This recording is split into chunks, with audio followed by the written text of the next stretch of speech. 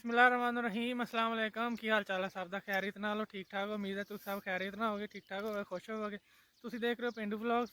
तो शुरू करते हैं अज की वीडियो शुरू करने तो पहले साडे चैनल सबसक्राइब कर दो तो वीडियो लाइक तो शेयर लाजमी कर दो। अज असीं थोड़ा जिहा लेट हो गए, तकरीबन 7 बज गए सुबह के, तो पहुँच आए असीं मुरब्बे। हुण काम शाम शुरू करते हैं, नाले तुहानूं दिखाने अज असीं की काम करने हैं। आ जा रहे हैं अपने ज़ाहद भाई जहेज का सारा समान चक के, ते हथियार भी कोल फड़े हुए। ओए मेरी दाती कित्थे?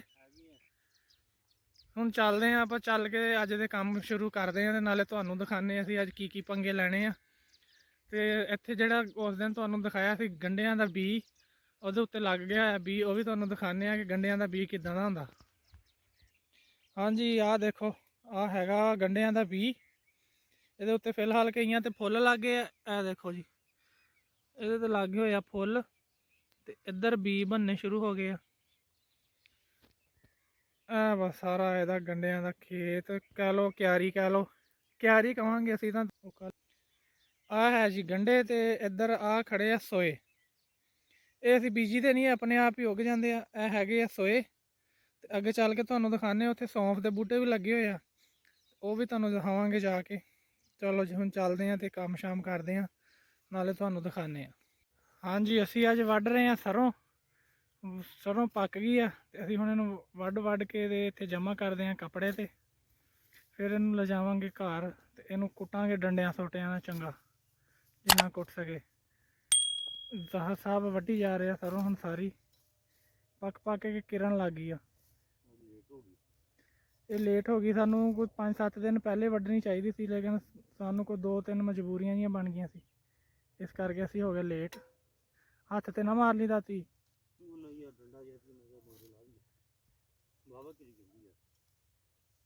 ਇਹ ਥੋੜੀ ਜਦੋਂ ਹਰੀ ਜੀ ਹੋਏ ਨਾ, ਉਦੋਂ ਹੀ ਵੱਢ ਕੇ ਘਰ ਲੈ ਜਾਣੀ ਚਾਹੀਦੀ ਆ, ਫਿਰ ਕਿਰਦੀ ਨਹੀਂ ਆ। ਹੁਣ ਪੱਕੀ ਹੋਈ ਆ ਨਾ, ਇਹਨੇ ਬਹੁਤ ਕਿਰਨਾ, ਆਪਣੇ ਆਪ ਹੀ ਫਲੀਆਂ 'ਚੋਂ ਦਾਣੇ ਨਾ ਬਾਹਰ ਕਿਰਦੇ ਰਹਿੰਦੇ।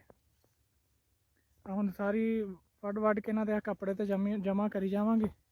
ਇੱਦਾਂ ਹੀ ਇਹਨੂੰ ਬੰਨ੍ਹ ਕੇ ਰੱਖ ਲਾਂਗੇ ਰੇਹੜੀ ਤੇ ਫਿਰ ਇਹਨੂੰ ਲੈ ਜਾਵਾਂਗੇ ਘਰ। ਅੱਜ ਫਿਲਹਾਲ ਇਹਨੂੰ ਵੱਢ ਲਈਏ, ਤੇ ਫਿਰ ਜਦੋਂ ਅਸੀਂ ਇਹਨੂੰ ਕੱਢਾਂਗੇ ਇਹਦੇ ਵਿੱਚੋਂ ਕੁੱਟ ਕੇ, ਉਹ ਵੀ ਤੁਹਾਨੂੰ ਦਿਖਾਵਾਂਗੇ। ਫਿਲਹਾਲ ਤੁਸੀਂ ਦੇਖੋ ਜੀ, ਮੁੰਡਾ ਵੱਢ ਰਿਹਾ ਵਾ ਸਰੋਂ। ਇਹ ਹੈਗੀ ਆ ਗੋਭੀ ਸਰੋਂ, ਇਹ ਜਿੱਦਾਂ ਸਾਗ ਤੋੜੀ ਦਾ। ਇੱਕ ਹੁੰਦੀ ਆ ਸਰੋਂ, ਉਹਨੂੰ ਅਸੀਂ ਕਹੀਦਾ ਰਾਇਆ ਪੰਜਾਬੀ 'ਚ, ਉਹ ਹੁੰਦਾ ਕੋੜਾ, ਉਹਦੇ 'ਚੋਂ ਉਹਦਾ ਸਾਗ ਨਹੀਂ ਬਣਦਾ।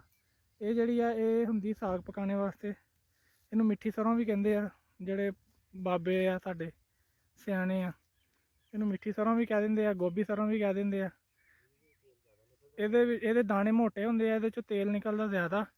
ਤੇ ਜਿਹੜਾ ਹੁੰਦਾ ਰਾਇਆ, ਉਹਦੇ ਦਾਣੇ ਵੀ ਬਰੀਕ ਹੁੰਦੇ, ਉਹਦਾ ਬੂਟਾ ਵੀ ਛੋਟਾ ਹੁੰਦਾ, ਪਤਲਾ ਜਿਹਾ, ਤੇ ਉਹਦੇ 'ਚੋਂ ਤੇਲ ਥੋੜਾ ਨਿਕਲਦਾ।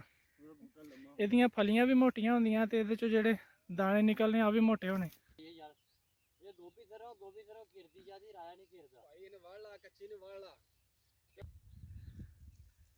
ਸਾਰੇ ਜਿਹੜੇ ਤੁਹਾਨੂੰ ਬੂਟੇ ਖੜੇ ਨਜ਼ਰ ਆ ਰਹੇ ਨਾ, ਵੱਡੇ, ਇਹ ਲੱਗੀ ਹੋਈ ਆ ਸਰੋਂ, ਤੇ ਫਲੀਆਂ ਪੱਕ ਕੇ ਤਕਰੀਬਨ ਕਾਲੀਆਂ ਹੋ ਗਈਆਂ। ਮੈਂ ਤੁਹਾਨੂੰ ਨੇੜੇ ਹੋ ਕੇ ਦਿਖਾਣਾ।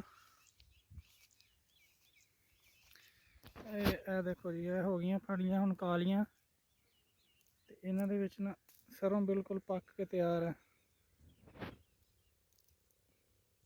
ਇਹ ਦੇਖੋ, ਇਹ ਹੈ ਜੀ ਸਰੋਂ, ਜਿਹਦੇ 'ਚੋਂ ਸਰੋਂ ਦਾ ਤੇਲ ਨਿਕਲਦਾ।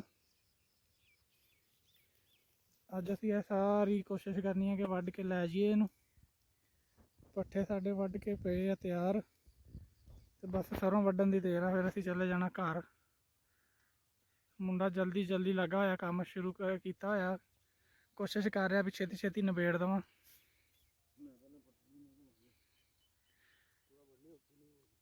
ਇਹ ਹੁਣ ਸਰੋਂ ਵੱਢੀ ਜਾਊਗੀ, ਫਿਰ ਸਾਨੂੰ ਪੱਠੇ ਵੱਢਣੇ ਵੀ ਸੌਖੇ ਹੋ ਜਾਣਗੇ, ਉਹਨੇ ਜਲਦੀ ਵੱਢੇ ਜਾਣਗੇ।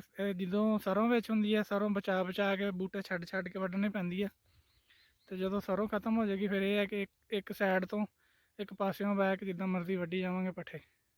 ਹਾਂਜੀ ਆ ਇੱਕ ਪੰਡ ਵੱਢੀ ਗਈ ਆ, ਇਹਦੇ 'ਚ ਹੋਰ ਵੀ ਪੈਂਦੇ ਆ, ਲੇਕਿਨ ਫਿਲਹਾਲ ਅਸੀਂ ਇੰਨੇ ਕਿ ਅੱਜ ਲੈ ਕੇ ਜਾਣੇ, ਜਗ੍ਹਾ ਥੋੜੀ ਆ ਅੱਜ ਰੇੜੀ ਤੇ।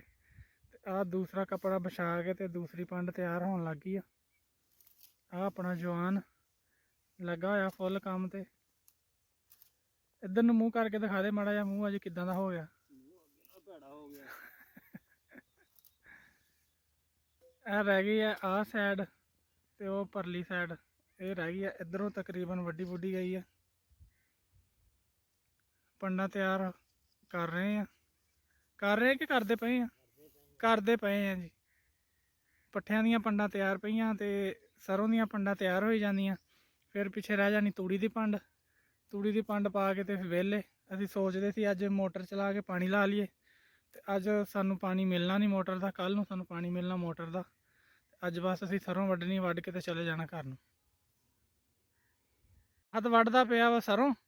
ਇਹ ਸਰੋਂ ਵੱਢੇ ਤੇ ਆਪਾਂ ਉਨੀ ਦੇਰ ਤੁਹਾਨੂੰ ਚੱਲ ਕੇ ਦਿਖਾਉਂਦੇ ਆ ਸੌਂਫ ਦੇ ਫੁੱਲ ਤੇ ਉਹਦੇ ਬੂਟੇ ਦਿਖਾਉਂਦੇ ਆ। ਸੌਂਫ ਉਹਦੇ ਇਹ ਹੈ ਜੀ ਸੌਂਫ, ਇਹ ਹੈਗੇ ਉਹਦੇ ਫੁੱਲ ਆ ਜਿਹੜੇ। ਤੇ ਇੱਥੇ ਤਕਰੀਬਨ ਬਣਨ ਵੀ ਲੱਗ ਗਈ ਹੈ। ਇਹ ਦੇਖੋ, ਇਹ ਲੱਗਣ ਲੱਗ ਗਈਆਂ। ਤੇ ਇਹ ਸੌਂਫ ਹਲੇ ਕੱਚੀ ਹੈ ਤੇ ਇਹਨੇ ਪੱਕ ਕੇ ਸੇਬ ਬਣ ਜਾਣਾ ਅਸਲੀ ਸੌਂਫ। ਇਹ ਸਾਰੇ ਬੂਟੇ ਸੌਂਫ ਦੇ ਲੱਗੇ ਹੋਏ ਆ। ਇਹ ਦੇਖੋ ਇਸ ਬੂਟੇ ਤੇ ਵੀ ਫੁੱਲ ਲੱਗੇ ਹੋਏ ਆ। ਇਹ ਜੀ ਸੌਂਫ ਦਾ ਬੂਟਾ।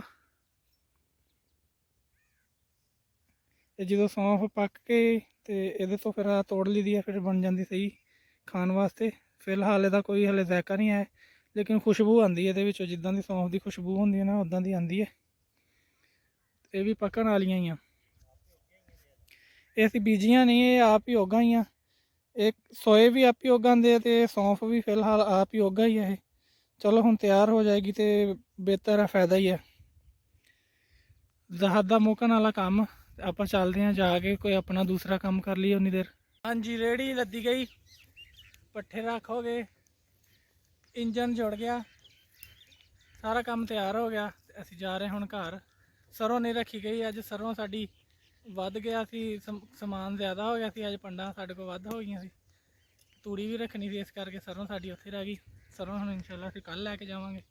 ਅਸੀਂ ਜਾ ਰਹੇ ਹਾਂ ਹੁਣ ਘਰ, ਤੇ ਸਰੋਂ ਫਿਰ ਤੁਹਾਨੂੰ ਕਿਸੇ ਦਿਨ ਦਿਖਾ ਦਾਂਗੇ ਜਦੋਂ ਅਸੀਂ ਉੱਪਰ ਰੱਖੀ ਰੇਹੜੀ ਤੇ। ਹੁਣ ਇਨਸ਼ਾਅੱਲਾ ਤੁਹਾਨੂੰ ਮਿਲਾਂਗੇ ਅਸੀਂ ਅਗਲੀ ਵੀਡੀਓ 'ਚ। ਉਦੋਂ ਤੱਕ ਤੁਸੀਂ ਆਪਣਾ ਖਿਆਲ ਰੱਖਿਓ, ਖੁਸ਼ ਰਹੋ, ਹੱਸਦੇ ਵਾਸਤੇ ਰਹੋ, ਪਿੰਡ ਵਲੌਗ ਦੇਖਦੇ ਰਹੋ। ਉਦੋਂ ਤੱਕ ਰੱਬ ਰੱਖਾ, ਅੱਲਾ ਹਾਫਿਜ਼।